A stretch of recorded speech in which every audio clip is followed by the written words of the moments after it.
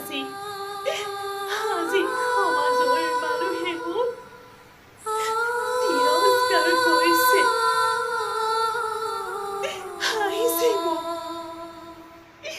হাঁহিছে মোক মাৰ খোৱাৰ পৰা বঞ্চিত কৰিছে আপুনি। হে প্ৰভু, আজি মই কোনোৰ ফালে ওলাব নোৱাৰা হৈছোঁ। সকলোৱে মোক বাজি কুলক্ষণী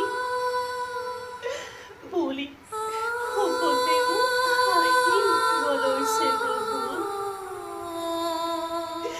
হাঁহিব লৈছে। হে প্ৰভু দয়াময়,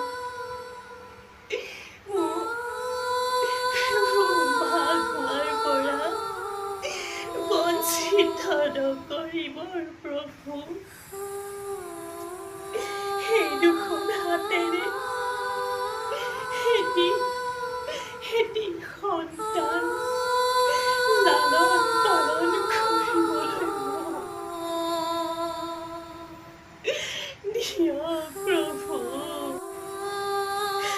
আজি হে প্ৰভু, আজি মোৰ বিয়া হোৱাৰ 2 বছৰে পাৰ হ'ল। আজিলৈকে মই কোনোৰ সন্তানৰ মাক হ'ব পৰা নাই।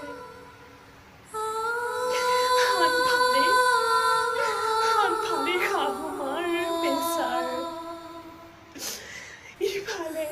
ইফালে মোৰ মানুহজনৰ কথা, আৰু আনফালে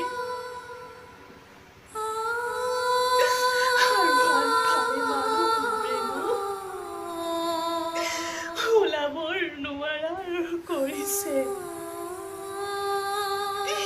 মই কি দুৰ্ভগীয়াৰ সন্তানৰ পৰা ডাঙৰ হৈ দুৰ্ভগীয়াৰ মা, কোনো সন্তানৰ মাক হ'বলৈ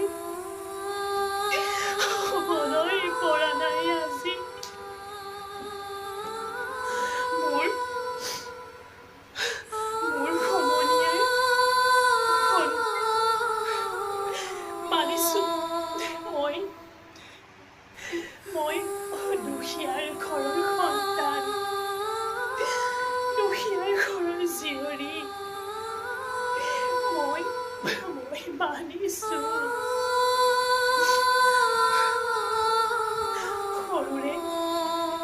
সৰুৰে পৰাৰ অনাথ আশ্ৰমত দুখ কষ্টৰে জীৱনটো পাৰ কৰিছিলোঁ।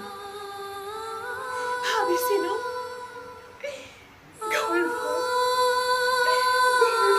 সন্তান স্থাপিত হ'ব, সেই ঘৰখনিক মই হাঁহি মুখেৰে গোটেই জীৱন কটাম। কিন্তু আপুনি প্ৰভু মোক মা খোৱাৰ পৰা বঞ্চিত